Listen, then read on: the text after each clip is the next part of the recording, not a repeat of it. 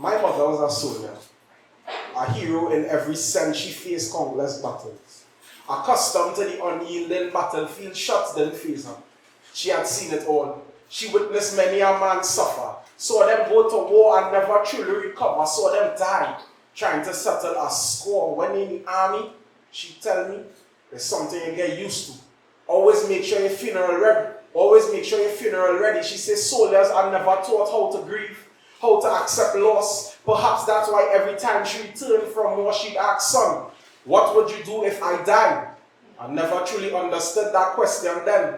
Son, she said there'll come a time I'm not here anymore, but when that time arrives, I want it to be a strong soldier. Keep your head up, soldier. Don't shed a tear, soldier. And when poets threaten, remember I dead already. Better than Jason and Freddy, we waterboard spirit. So tell Mustafa, I spoke to his mother and she's not pleased with his lyrics.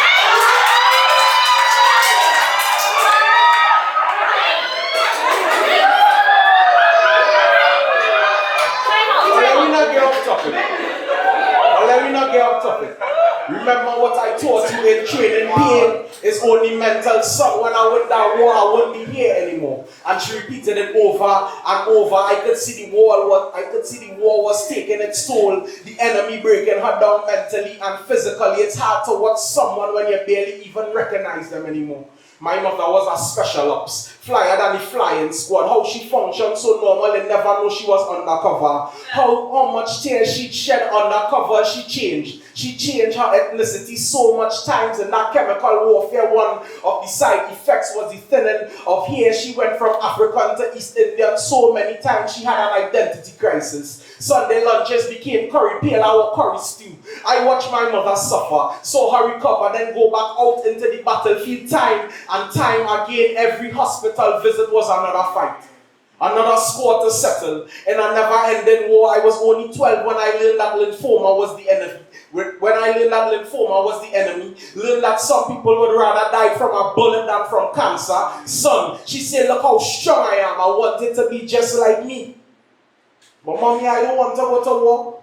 I don't want to be drafted to fight for something that always ends in turmoil and pain, even if you win. My mother left. She said, don't worry, I'll be back just like the last time. The last time my mother went to war, I expected her to come back stronger. Expected to see her smile when she walked through the door here. I said, son, look how strong I am. But she readied me for D-Day without even telling me. I remember when the news came, the phone rang, but I wasn't hearing words. It was the silence before a bomb hit.